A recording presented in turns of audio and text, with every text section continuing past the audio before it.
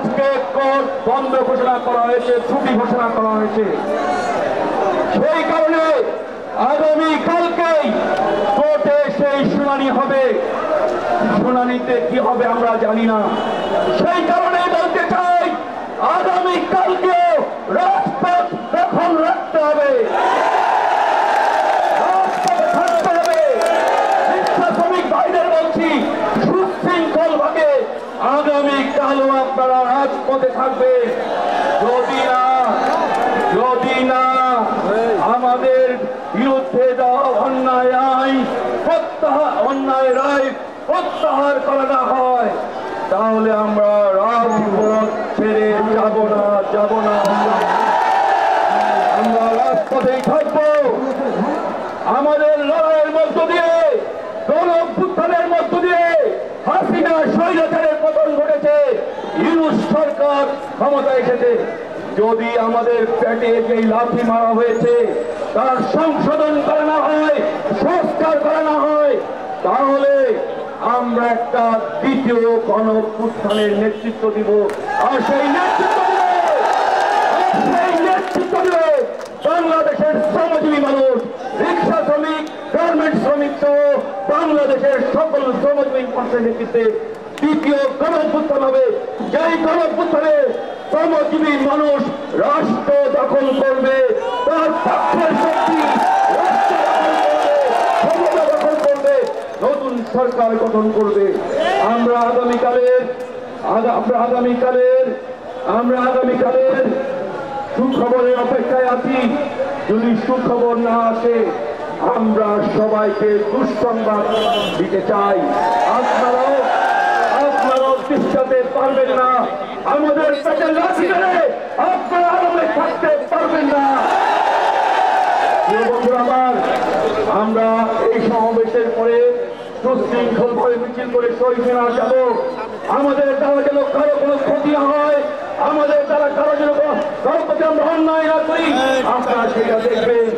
আমরা শ্রমজীবী মানুষ, আমরা মেহনতি মানুষ, আমরা শৃঙ্খলা রাখতে জানি, শৃঙ্খলা করতে জানি, এবং আমরা শৃঙ্খলাপূর্ণ লড়াইয়ের মধ্য দিয়ে আমাদের বিজয়কে ছিনিয়ে আনতে পারি।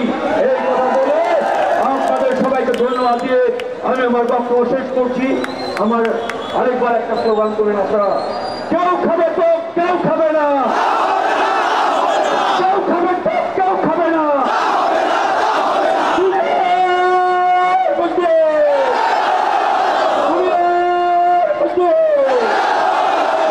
ধন্যবাদ।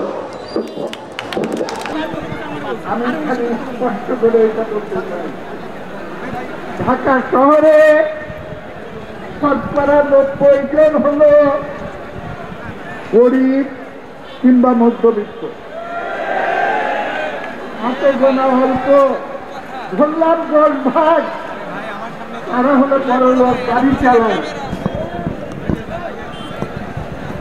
বউয়ের জন্য একটা গাড়ি, মেয়ের জন্য একটা গাড়ি, নিজের জন্য একটা গাড়ি। একবার একজন মন্ত্রী বলেছিলেন, কোটি টাকার গাড়ি আনাটা খারাপ না, এইটা হয়ে পরে দুনিয়াতে আমরা দেখাইতে পারবো যে আমরা উন্নতি করিয়াছি। আর গরিব মানুষকে যাতে তারা না দেখতে পারে, ওর জন্য রাস্তার পাশে টিন দিয়ে, বেড়া দিয়ে ঢাইকা রাখে, পর্দা দিয়ে ঢাইকা রাখে। অত কষ্ট করতে হবে না। তোমাদের 10 ভাগের জন্য ঢাকা শহরের 10 ভাগ আমরা ছেড়ে দিব, বাকি 90 ভাগ গরিবের দখলে দিয়ে দেব। 71 সালে আমরা দেশকে স্বাধীন করার সময় আমাদের যুক্তি কি ছিল? যুক্তি ছিল পাঞ্জাবিরা হলো সংখ্যায় কম আর বাঙালিরা সংখ্যায় বেশি, আমাদের বাঙালির ন্যায্য হিস্সা দিতে হবে। তারা ন্যায্য হিস্সা দেয় নাই, আমরা দেশ স্বাধীন করেছি।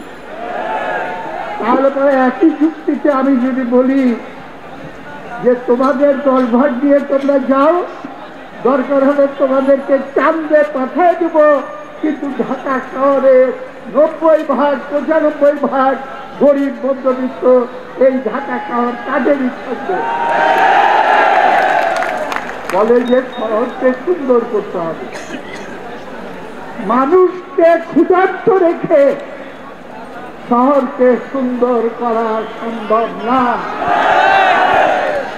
তাই ঢাকা শহরের সৌন্দর্য বাড়াইতে হইলে আমাদের খেটে খাওয়া মানুষের সৌন্দর্য, তাদের থেকে ভাত, পরনের কাপড়, তাদের উন্নত জীবনের নিশ্চয় পরিধান করতে হবে। আপনারা এখানে যারা আছেন তারা একসময় গ্রাম থেকে শহরে বাধ্য হয়ে আসছেন নাকি? গ্রামে কাজ নাই, ফসলের দাম নাই, অভাব অনটনে জীবিকার জন্য আপনারা ঢাকায় আসছেন। আমি ক্ষেত মজুরদের নিয়ে সংগ্রাম করতাম। সেই ক্ষেত মজুরদের সম্পর্কে আমি বলতাম, ভর্তার নিচে তরকারি হয় না, লেন্টির নিচে কাপড় হয় না, সেরকম ক্ষেত মজুরের নিচে মানুষ হয় না।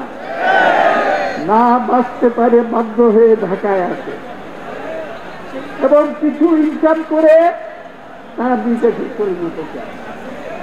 হাসিনা যখন প্রধানমন্ত্রী ছিল আমার সঙ্গে একটা বাহাস হয়েছিল। তিনি বললেন, সেলিম ভাই আপনি খালি সমালোচনা করেন, আপনি খালি হিংসা করেন, কিছু লোকের হাতে টাকা জমুক, চুয়ায়ে এক সময় গরিবের কাছে যাবে, চুয়ায়ে পড়তে পড়তে আস্তে আস্তে গরিবের কাছে যাবে।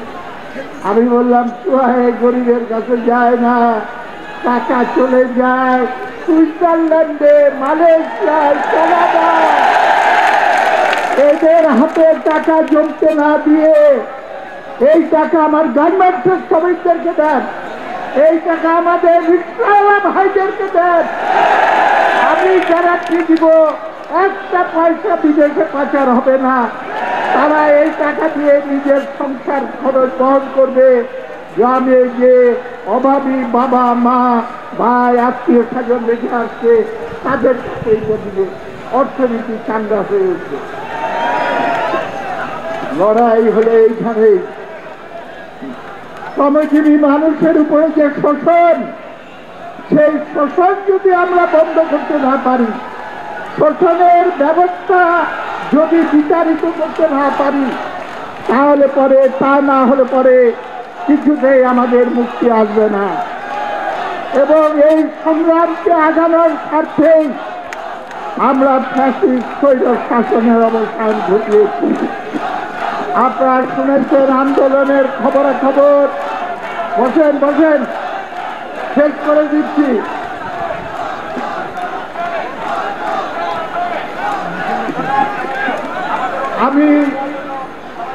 আমি বলতে চাই,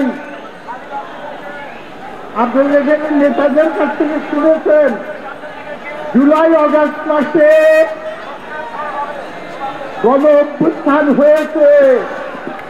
সকলকে আমি বলতে চাই, ছাত্রদের নেতৃত্বে গণ অভ্যুত্থান দেখছেন, শ্রমিকের নেতৃত্বে গণ অভ্যুত্থান এখনো দেখেন নাই। সমস্ত শাসকের 12টা বাজিয়ে দিব। পাড়ায় পাড়ায় কমিটি বানান, শ্রমিকদের সংগঠন গড়ে তোলেন। রিক্সা ড্রাইভাররা, গার্মেন্টসের শ্রমিকরা, গ্রামের ক্ষেত মজুররা যারা মেহনত করে খায়, তাদের সকলের কাছে খবর পৌঁছায় দেন যে এইবার এর সরকার, ওর সরকার, তার সরকার, কত সরকার দেখেছি, আগামী দিনে ইনশাআল্লাহ গরিব মানুষের সরকার হবে। ডিসি,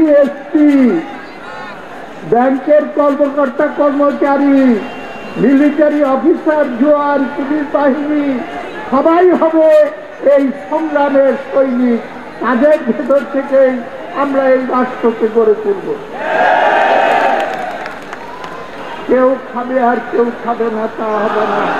আপনারা শুনেছেন, এইটাই হলো বৈষম্যের বিরুদ্ধে যদি কেউ থাকতে চায়, তাহলে পরে তাকে আন্দোলনটা সেই জায়গায় নিয়ে যেতে হবে।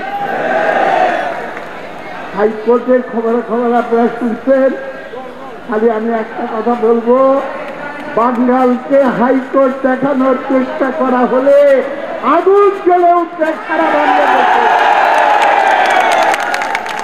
লড়াই চালাইতে থাকেন, আইন সিদ্ধভাবে আমরা লড়াই করতেছি, সেই লড়াই আগায় নিয়ে ইনশাআল্লাহ আমাদের বিজয় আমরা ছিনিয়ে আনতে সক্ষম হব।